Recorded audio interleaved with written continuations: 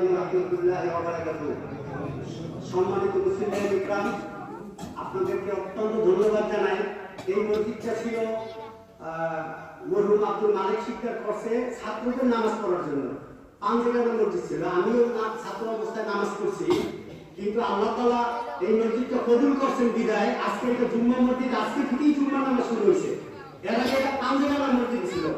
এখন আমাদের বাড়ির মসজিদ আর এটা কিন্তু একই মুসল্লি। এখন যেহেতু এখানে আল্লাহ তাআলা কুদরতি পায়ে সিজদা করতে, সেহেতু ইব্রাহিম আলাইহিস সালামের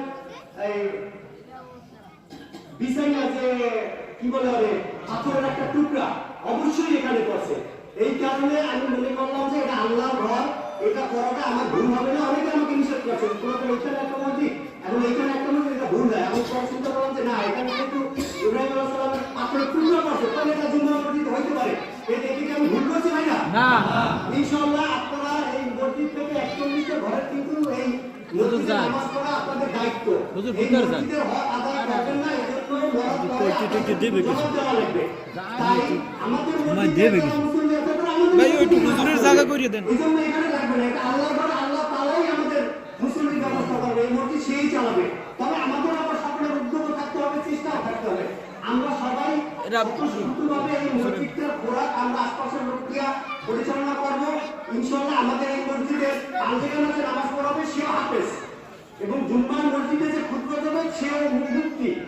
কাজে আমরা পূর্ণাঙ্গ আলেম নিয়ে এই মসজিদটা পরিচালনা করবো। এখন আমাদের পাঞ্জাবে নামাজ পড়াবে আমাদের হাফেজ সাহেবকে পরিচয় করে দিচ্ছি, এবং আমাদের মুফতি সাহেব জুম্মার নামাজ পড়াবে একটু দাঁড়িয়ে কষ্ট করে। উনি শুক্রবার জুম্মার নামাজ আদায় করবে। ইনশাআল্লাহ আশা করি যে ভালো হবে, এখানে আমল হবে। আপনারা সকলে সহযোগিতা করবেন, এতদিনও করছেন, আগামীতে করবেন। আমরা ছোট মানুষ, ভুল ভ্রান্তি হতে পারে, এটা ক্ষমার চোখে দেখবেন। আপনাদের সকলের শুভকামনা করে এই মসজিদের কামিয়াবি কামনা করে আমি আমার বক্তব্য শেষ করছি। এখন আমাদের মধ্যে দুই একটা কথা বলার জন্য অনুরোধ করবো আব্দুল মালিক শিকদারের ছেলে, আমাদের মসজিদের মোতওয়াল্লি আবুল হোসেন ভাই।